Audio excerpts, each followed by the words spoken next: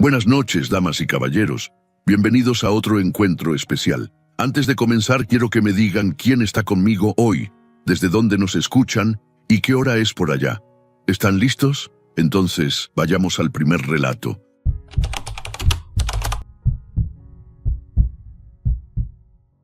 ¿Qué onda, Nero? Soy Luis, y les voy a platicar algo que me pasó hace como 2 años, cuando trabajaba en un almacén aquí en Tijuana. Todavía se me pone la piel de gallina de acordarme. Yo llevaba como 4 años trabajando en ese almacén, uno grande, de esos que surten a tiendas de electrodomésticos por toda la frontera. Empecé como operador de montacargas y la neta le echaba muchas ganas. Llegaba temprano, me quedaba tarde si hacía falta, nunca falté ni un solo día. Por eso, cuando se abrió la plaza de supervisor de turno nocturno, el gerente me la ofreció a mí antes que a otros compañeros que ya tenían más años en la empresa. Yo estaba bien contento, la verdad. Ganaba más, tenía mi propia oficina, aunque fuera un cuartito con escritorio de metal y una computadora vieja, pero era mío. Se lo conté a mi esposa Carla esa noche y hasta abrimos una botella de sidra para celebrar. Mi hija apenas tenía 3 años. Y yo pensaba en todo lo que ese aumento nos iba a ayudar. Lo que no sabía es que ese ascenso me lo iban a cobrar caro. Al principio no le puse atención a los detalles raros. En un almacén siempre hay accidentes menores, cargas que se acomodan mal, tarimas que se desbalancean, pero como a las 3 semanas de ser supervisor empezó una racha que ya no me cuadraba. Una tarde, una madrugada, porque yo entraba a las 10 de la noche y salía a las 6 de la mañana, estaba yo revisando una fila de tarimas con cajas de refrigeradores cuando una se vino abajo justo a mi lado.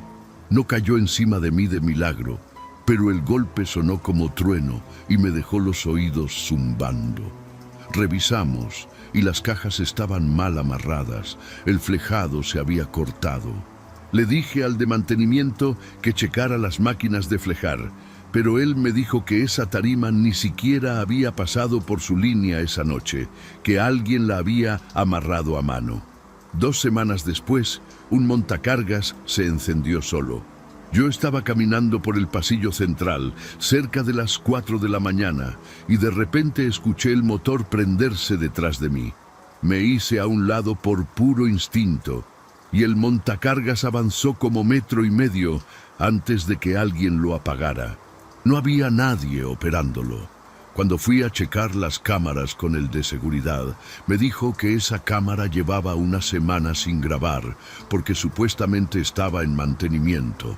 Yo no había pedido ningún mantenimiento. Empecé a sentir que algo no andaba bien, pero uno se aferra a pensar que son coincidencias, que uno se está volviendo paranoico, hasta que llegaron los reportes falsos. Un día el gerente general me llamó a su oficina y me enseñó un reporte donde decía que yo había autorizado la salida de mercancía sin firma correspondiente, algo que podía costarme el trabajo o hasta una demanda. Yo nunca había firmado eso. Le expliqué, me creyó a medias, pero me advirtió que tuviera más cuidado con mi papeleo. Luego aparecieron más reportes. Uno decía que yo había dejado entrar a un camión sin revisión. Otro que había reportado horas que no trabajé. Cada uno con mi firma. Una firma que se parecía muchísimo a la mía, pero que yo sabía que no era mía. Empecé a dormir mal. Carla me preguntaba qué me pasaba y yo le decía que era el estrés del puesto nuevo. No quería preocuparla. Pero en las noches, en el almacén, empecé a sentir que alguien me observaba. No es que viera sombras ni nada de eso. Era más bien una sensación, como cuando sabes que alguien te está mirando fijamente, aunque no lo veas. Volteaba y no había nadie, o veía a algún compañero que se metía rápido entre los pasillos de estantería. Entre los compañeros que trabajaban conmigo en ese turno, estaba Iván. Llevábamos como 2 años conociéndonos. Hasta comíamos juntos en el descanso. Me platicaba de su exnovia, de su carro que se le descomponía seguido. Era buena onda, o eso pensaba yo. Cuando me dieron el ascenso, Iván fue de los que más me felicitó. Me dijo que me lo merecía, que él sabía que yo trabajaba duro. Nunca sospeché de él, ni por un segundo. La noche que todo cambió fue un martes. Eso lo tengo bien grabado porque era el cumpleaños de mi hija al día siguiente y yo había comprado un pastel que tenía guardado en mi casillero del vestidor de empleados. Uno chiquito, para llevármelo directo a la casa después del turno y sorprender a Carla con que ya estaba listo. Como a la 1 de la mañana fui al vestidor a checar que el pastel siguiera bien. Y cuando abrí mi casillero, ahí estaba Iván, agachado, metido casi por completo dentro del espacio, con un cuchillo en la mano. No grité, la verdad me quedé congelado. Él se quedó viéndome, así, sin moverse, con el cuchillo todavía en la mano y el pastel destrozado en el piso del casillero.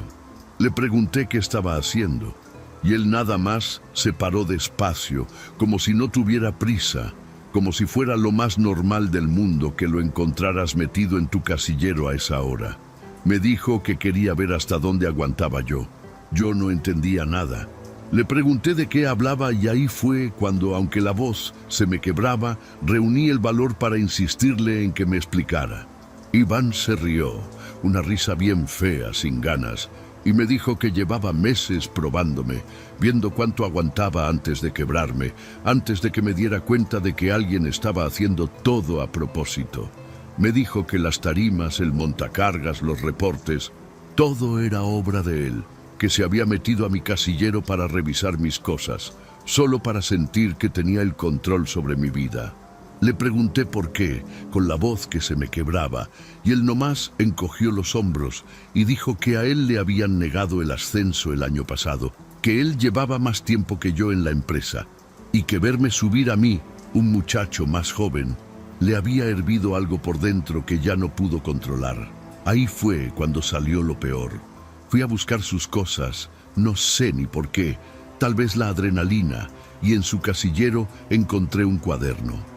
Uno normal, de esos de cuadrícula, pero lleno de anotaciones con su letra apretada.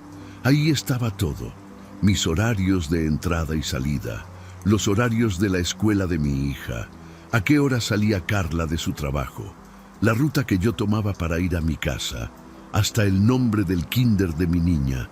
Sentí que el estómago se me iba hasta el piso. No era solo que quisiera hacerme la vida imposible en el trabajo. Había estado investigando a mi familia. Fui directo con el gerente esa misma madrugada. Le enseñé el cuaderno y ahí mismo llamaron a seguridad y a la policía.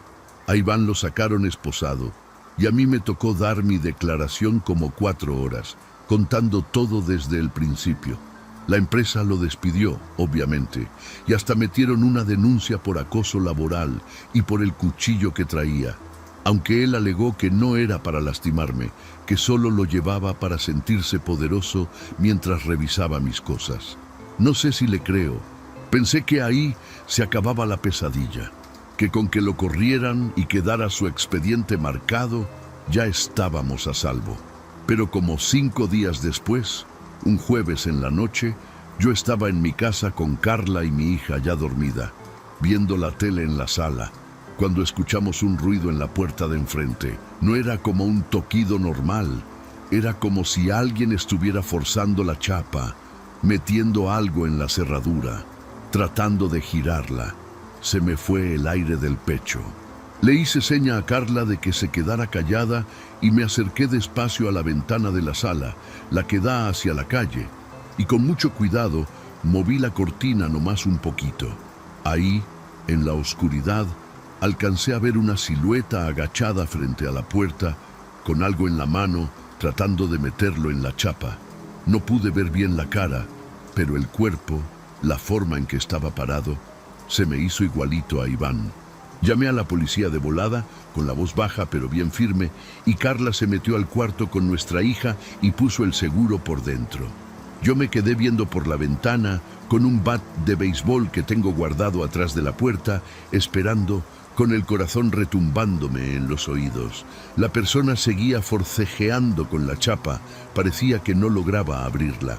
Después de lo que se sintió como una eternidad, pero que según el reloj fueron no más como 6 minutos, la silueta se paró de golpe y salió corriendo hacia la calle justo cuando empezaban a escucharse las sirenas a lo lejos. La policía llegó y buscó por toda la cuadra, pero no encontraron a nadie. Al día siguiente fuimos a poner la denuncia formal. Y cuando les platiqué lo de Iván, sacaron su expediente y confirmaron que él seguía libre porque todavía no había audiencia. Solo estaba bajo investigación. Le pusieron una orden de restricción. Y esa misma semana lo volvieron a detener. Esta vez porque unas cámaras de un vecino sí alcanzaron a grabarlo cerca de mi cuadra esa noche, con una ganzúa en la mano. Ahora Iván está enfrentando cargos más serios. Y aunque el proceso legal sigue caminando lento como siempre, por lo menos está tras las rejas mientras se resuelve todo.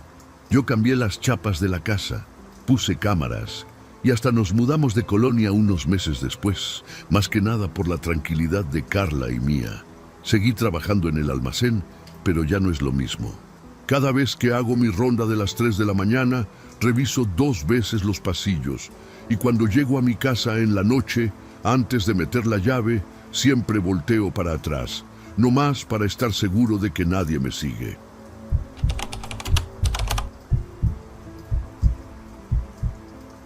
Soy Mariana, y lo que les voy a contar me pasó en mi luna de miel, un viaje que se supone iba a ser de los más felices de mi vida y que terminó siendo la peor pesadilla que he vivido. Me casé con Emilio hace poco más de un año. Nos conocimos en la universidad, en Torreón, y después de 5 años de andar juntos, por fin nos casamos. Para la luna de miel queríamos algo diferente, no la típica playa con todo incluido. A Emilio siempre le ha gustado la naturaleza, el silencio, alejarse de la ciudad, y a mí también, la verdad, aunque ahora pienso que ojalá hubiéramos elegido cualquier otro lugar. Encontramos en internet una cabaña en la Sierra de Durango, metida bien adentro del monte, rodeada de pinos, sin vecinos cerca, con fotos bonitas de un lugar rústico pero cómodo. El dueño, un señor que se comunicaba por teléfono nada más, nos dijo que la cabaña llevaba años rentándose sin ningún problema, que era tranquila, perfecta para descansar. Llegamos un viernes por la tarde, después de manejar como 4 horas desde la ciudad más cercana, subiendo por una carretera de terracería que se hacía cada vez más angosta entre los árboles. Cuando por fin vimos la cabaña, la verdad se veía preciosa, de madera oscura, con una chimenea de piedra y un porche donde ya me imaginaba tomando café en las mañanas. El señor nos había dejado las llaves escondidas debajo de una maceta, tal como había dicho por teléfono, porque él vivía como a 40 minutos de ahí y no iba a poder recibirnos en persona. Esa primera noche todo se sentía perfecto. Cenamos algo ligero, prendimos la chimenea y nos quedamos platicando hasta tarde, riéndonos, disfrutando el silencio de la sierra que tanto contrastaba con el ruido de la ciudad. Como a la 1 de la mañana ya estábamos acostados, Emilio se durmió rápido. Siempre ha sido de sueño pesado, pero yo me quedé despierta un rato más, escuchando esos sonidos raros que hace el bosque en la noche, el viento moviendo las ramas, algún animal a lo lejos. Fue entonces cuando empecé a escuchar los pasos. Al principio pensé que era mi imaginación, o tal vez algún animal rondando la cabaña, quizás un venado o un coyote, pero los pasos sonaban distintos, más pesados, más constantes, como de alguien caminando despacio, dando la vuelta completa a la estructura. Escuchaba cómo se acercaban por un lado de la cabaña, pasaban por debajo de la ventana de nuestro cuarto y seguían rodeando hasta el otro lado. Me quedé quieta, con el corazón acelerado, esperando escuchar algo más, pero solo eran esos pasos, una y otra vez, dando vueltas. Desperté a Emilio. Medio dormido me dijo que seguramente era algún animal, que no me preocupara, que en el monte se escuchan muchos ruidos raros en la noche. Le creí, o quise creerle, y traté de dormirme, aunque los pasos siguieron sonando por lo menos 1 hora más antes de que por fin se callaran. A la mañana siguiente, cuando salimos al porche con nuestro café, Fue cuando el miedo de verdad se me metió en el cuerpo. Todo el lodo alrededor de la cabaña, que la noche anterior con la lluvia se había puesto bien blando, estaba lleno de huellas. No eran huellas de animal, eran huellas humanas, de pies descalzos, marcadas bien clarito, dando vueltas completas alrededor de toda la construcción. Conté como pude, y eran decenas, tantas que ni siquiera se distinguía bien dónde empezaba una y terminaba otra, como si varias personas hubieran estado caminando ahí toda la noche. Emilio se puso pálido cuando las vio. Intentó decirme que quizás eran huellas viejas, de algún trabajador que había ido a hacer mantenimiento, pero hasta él sabía que eso no tenía sentido, porque las huellas estaban frescas, bien marcadas, y ninguna se alejaba hacia el camino ni hacia el bosque, solo daban vueltas y vueltas alrededor de la cabaña, como si quien las hubiera dejado nunca se hubiera ido, solo hubiera estado caminando en círculos toda la noche. Le marqué al señor dueño esa misma mañana para preguntarle si sabía algo, si alguien más tenía acceso a la propiedad, pero no me contestó. Insistí varias veces durante el día y nada. Emilio trató de tranquilizarme diciendo que a lo mejor eran bromas de algún vecino del rancho cercano, aunque los dos sabíamos que no había ningún rancho a la vista, solo bosque en todas direcciones. Decidimos quedarnos esa noche también, en parte porque ya habíamos pagado, en parte porque no queríamos manejar de noche por esa terracería tan mala, y en parte, creo, porque no queríamos aceptar del todo que algo andaba realmente mal. Grave error. Esa segunda noche, apenas empezaba a oscurecer, comenzaron los golpes. No eran fuertes, no eran como alguien tocando la puerta, eran más como toques suaves, casi delicados, que recorrían las paredes de la cabaña de un lado a otro. Primero los escuché en la pared de la cocina, luego se movieron hacia la sala, después hacia nuestro cuarto, como si alguien estuviera pasando la mano o los nudillos lentamente por toda la madera exterior, tocando aquí y allá sin ningún patrón que yo pudiera entender. Emilio y yo nos quedamos sentados en la cama, abrazados, sin decir nada, solo escuchando cómo esos golpecitos se movían alrededor de toda la cabaña. En un momento se detuvieron justo afuera de nuestra ventana, y ahí fue cuando pasó lo que todavía se me aparece en pesadillas. Vi cómo, despacio, una mano se deslizaba por el vidrio de la ventana, justo frente a mi cara. Era una mano pálida, de dedos largos, que se movía lentamente de un lado a otro, como si estuviera acariciando el vidrio, sintiendo la superficie. No pude ver el cuerpo completo. La ventana solo dejaba ver desde el antebrazo hacia abajo, pero esos dedos se deslizaban tan despacio, tan calmados, que parecía que quien fuera sabía perfectamente que yo lo estaba viendo y no le importaba en absoluto. Grité. No pude evitarlo, y Emilio saltó de la cama, prendió la luz, y para cuando volteamos otra vez hacia la ventana, ya no había nada. Solo la marca de una mano sudada, marcada en el vidrio empañado, que poco a poco se fue desvaneciendo mientras nosotros nos quedábamos ahí, congelados, sin saber qué hacer. Esa misma noche decidimos que ya no íbamos a esperar hasta la mañana. Juntamos nuestras cosas como pudimos, con las manos temblando, y salimos corriendo hacia el auto. Pero cuando Emilio intentó encenderlo, nada. Ni siquiera hacía el intento de arrancar, solo se escuchaba un clic seco. Emilio abrió el cofre con la lámpara del celular, y ahí vimos que unos cables estaban cortados, no rotos por accidente, cortados limpiamente, como con unas pinzas o una navaja. Alguien había saboteado el auto mientras nosotros estábamos adentro, aterrados, escuchando esos golpes en las paredes.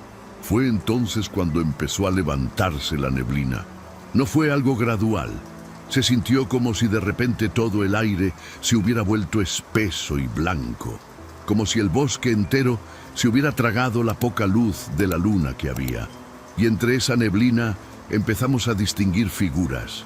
No corriendo, no gritando, solo caminando, despacio, saliendo de entre los árboles desde varias direcciones al mismo tiempo, como si nos hubieran estado esperando, como si supieran exactamente el momento en que íbamos a intentar escapar.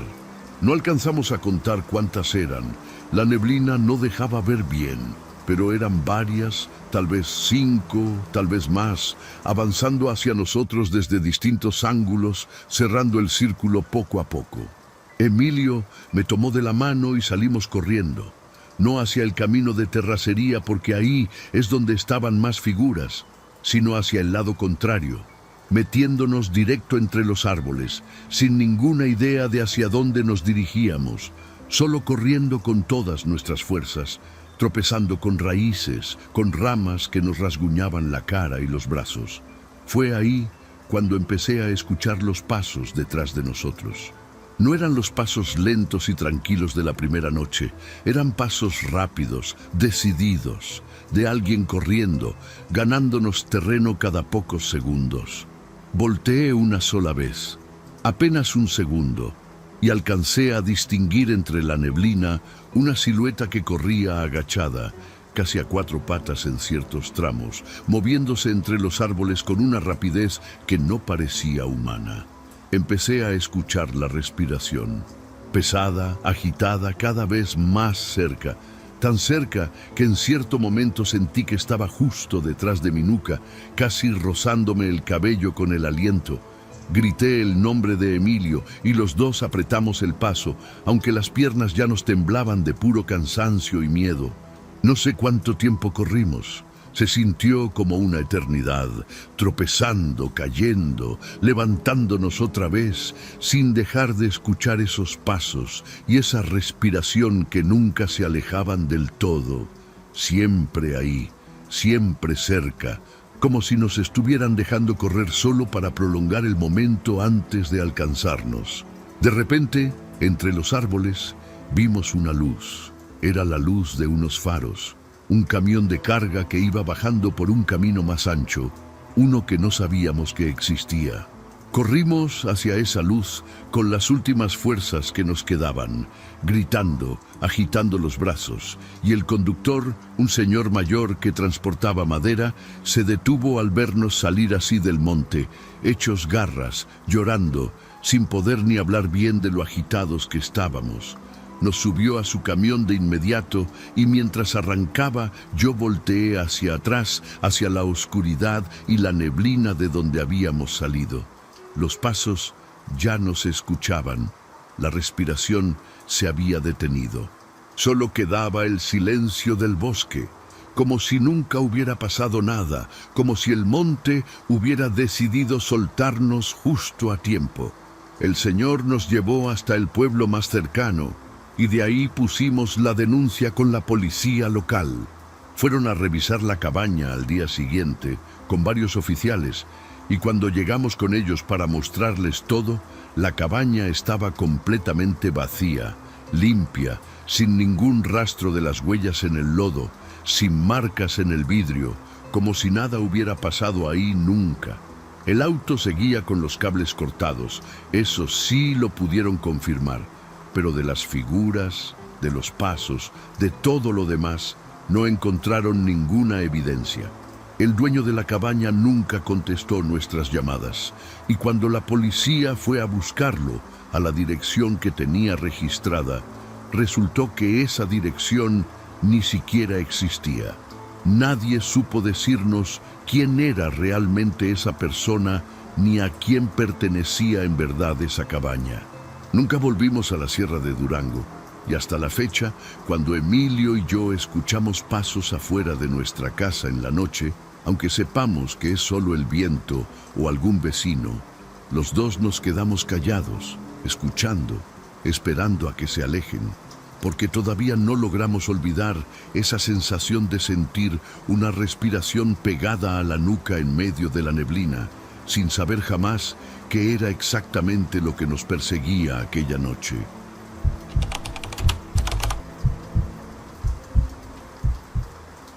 ¿Qué onda, Nero? Soy Daniel y les voy a contar algo que me pasó hace no mucho tiempo, algo que todavía me cuesta trabajo procesar del todo, aquí en Guadalajara, en mi propia casa, en el lugar donde se supone que uno está más seguro. Todo empezó de una forma tan pequeña que ni siquiera le di importancia al principio. Yo vivo solo desde hace como 3 años, en una casa que renté en una colonia tranquila al poniente de la ciudad, cerca de Zapopan. Es una casa chica, de 2 recámaras, con un patio trasero donde a veces asaba carne los fines de semana.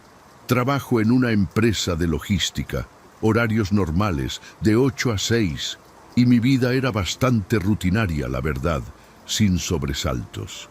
La primera vez que noté algo raro fue un lunes por la noche. Llegué del trabajo cansado, como siempre, y cuando iba a mi cuarto, noté que la puerta estaba entreabierta. No le di importancia, pensé que yo mismo la había dejado así en la mañana con las prisas. Al día siguiente pasó lo mismo, pero esta vez con la puerta del baño, que yo siempre cierro por costumbre, y no me acordaba haberla dejado abierta. Días después, empecé a notar cosas más específicas. Un vaso que yo había dejado en la cocina apareció en la mesa de la sala. Mis llaves, que siempre dejo en el mismo gancho junto a la puerta, aparecieron una mañana sobre la mesa del comedor. Pensé que quizás estaba yo distraído, que el estrés del trabajo me estaba jugando chueco, aunque en el fondo sentía que algo no cuadraba. Lo que más me empezó a inquietar fue una sensación, más que nada. Esa sensación de no estar solo en la casa, aunque no viera nada raro, aunque no hubiera ruidos extraños. Llegaba del trabajo y sentía como si el aire dentro de la casa estuviera distinto, como si alguien hubiera estado ahí momentos antes. A veces hasta juraba que percibía un olor diferente, algo tenue como a colonia que no era la mía. Fue entonces cuando decidí instalar unas cámaras. Tengo un amigo que trabaja en sistemas de seguridad y me ayudó a poner 4 cámaras pequeñas, discretas, una en la sala, una en la cocina, una en el pasillo y una en mi propio cuarto, escondida entre unos libros en el buró, apuntando hacia la puerta y la cama. Las conecté a una aplicación en mi celular donde podía revisar las grabaciones cuando quisiera. Los primeros días no vi nada fuera de lo normal y hasta empecé a pensar que de verdad había sido yo el que dejaba las cosas movidas, puros descuidos míos. Pero la noche del jueves de esa semana, cuando llegué del trabajo y revisé las grabaciones del día antes de acostarme, se me fue el aire del cuerpo. A eso de las 11:30 de la noche, mientras yo dormía profundamente en mi cuarto sin darme cuenta de nada, la cámara de la sala mostraba cómo se abría la puerta principal, despacio, con una llave, y quien entraba era Ricardo. Ricardo había sido mi mejor amigo desde la secundaria. Estudiamos juntos, trabajamos juntos en un par de proyectos hace años, hasta fue mi padrino de bodas cuando me casé, aunque ese matrimonio ya se había terminado hacía 2 años.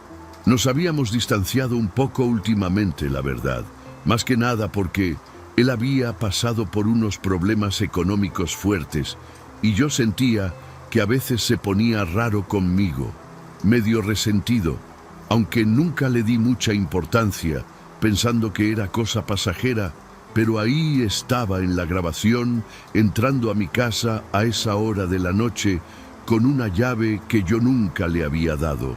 Seguí viendo las grabaciones, cámara por cámara, con el estómago revuelto. Ricardo caminaba por la sala tranquilo, como si fuera su propia casa, sin ninguna prisa.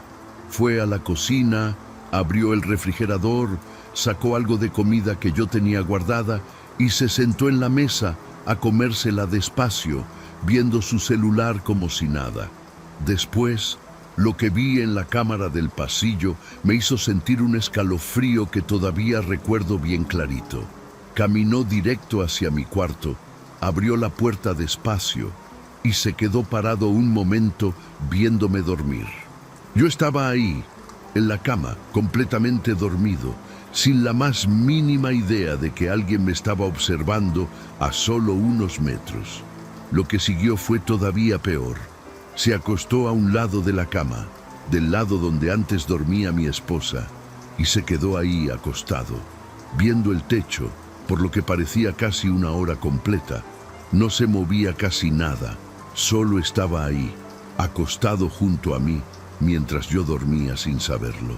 Después se levantó y la cámara lo captó sacando una caja de fotos familiares que yo guardo en el closet. Fotos de mis papás, de mi hermana, de cuando era niño. Se sentó en el piso del cuarto y estuvo viendo esas fotos una por una, deteniéndose en algunas más tiempo que en otras. Algunas hasta las acercaba a la luz de su celular para verlas mejor. No dormí nada esa noche. Me quedé sentado en la sala hasta que amaneció, con todas las luces prendidas, revisando una y otra vez esas grabaciones, tratando de encontrarle sentido a lo que estaba viendo. Ricardo llevaba, según pude confirmar, revisando grabaciones de días anteriores, entrando a mi casa por lo menos unas 6 o 7 veces en las últimas 3 semanas, siempre de noche, siempre mientras yo dormía. Al día siguiente lo busqué. Le mandé un mensaje diciéndole que necesitaba hablar con él, algo urgente, sin decirle de qué se trataba. Quedamos de vernos en un estacionamiento de un centro comercial que ya estaba cerrado a esa hora, cerca de las 9 de la noche, un lugar donde íbamos antes a platicar cuando queríamos privacidad. Cuando llegó, se veía tranquilo, casi sonriente, como si no pasara nada. Le puse mi celular enfrente con las grabaciones y no dijo nada al principio, solo se quedó viendo la pantalla con una calma que a mí se me hizo perturbadora. Le pregunté qué demonios estaba haciendo, cómo había conseguido una llave de mi casa, por qué entraba así en las noches. Se quedó callado un momento y después soltó una risa corta, sin humor, una risa que no reconocí en él después de tantos años de conocerlo. Me dijo que él llevaba tiempo sintiendo que yo tenía todo lo que él había perdido, la casa, el trabajo estable, aunque ya no tuviera esposa, y que necesitaba entender cómo se sentía vivir mi vida, aunque fuera desde las sombras. Le pregunté qué quería decir con eso, y ahí fue cuando soltó algo que se me quedó grabado en la mente de una forma que no puedo explicar bien. Me dijo que su plan era ir quitándome todo poco a poco, sin que yo me diera cuenta, hasta que llegara a un punto donde yo ya no supiera distinguir qué parte de mi vida seguía siendo mía y cuál ya era de él. Me dijo que había empezado con cosas pequeñas, comida, objetos, y que su intención era ir avanzando más, hasta quedarse con todo lo que él consideraba que yo no merecía tener y él sí. No supe ni qué contestar en ese momento. Me quedé ahí, parado en ese estacionamiento vacío, viendo a la persona que consideraba mi mejor amigo confesarme, sin ningún remordimiento en la voz, que llevaba semanas invadiendo mi vida con la intención de destruirla poco a poco. Le dije que se alejara de mí, que le iba a quitar la llave como fuera, que si volvía a acercarse a mi casa iba a llamar a la policía. Él solo se encogió de hombros. Me dijo que hiciera lo que quisiera y se subió a su carro sin decir nada más, dejándome ahí parado, con un miedo que no sabía ni cómo nombrar. Cambié la chapa de la puerta principal esa misma noche y también la de la puerta trasera. Revisé cada ventana de la casa, verifiqué que todo estuviera bien cerrado. Le conté a un par de amigos en común lo que había pasado y todos se sorprendieron.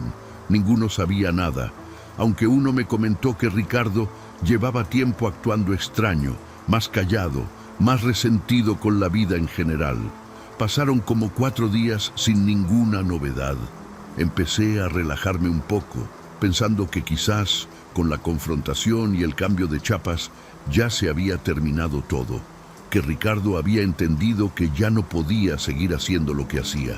La quinta noche desperté de golpe, como a las 3 de la mañana, con un ruido que no supe identificar al principio. Me quedé quieto en la cama, escuchando, tratando de ubicar de dónde venía.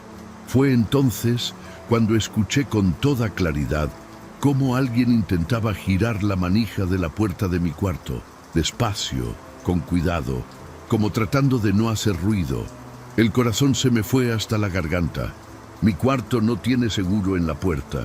Nunca pensé que lo necesitaría, así que solo pude quedarme ahí, paralizado, viendo cómo la manija se movía despacio de un lado a otro, sin llegar a abrir del todo, como si quien estuviera del otro lado estuviera probando, tanteando, sin decidirse a entrar por completo.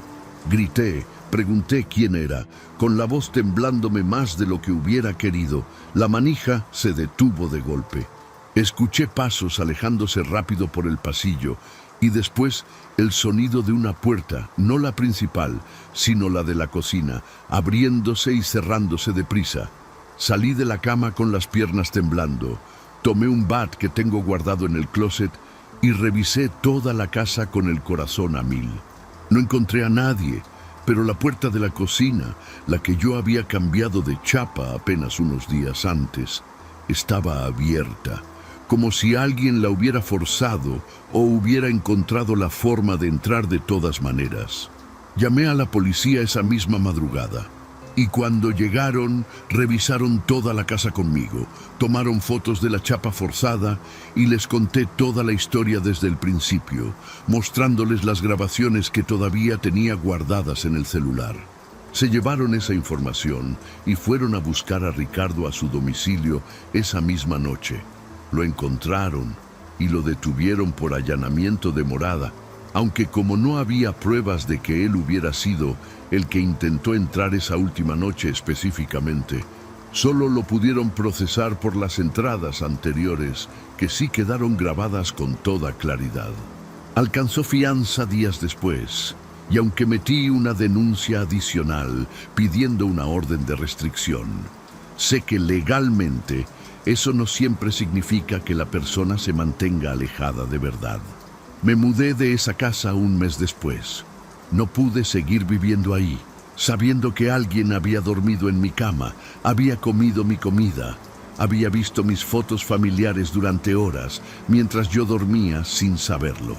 Ahora vivo en un departamento con más seguridad, con vecinos cerca, con cámaras en cada esquina posible.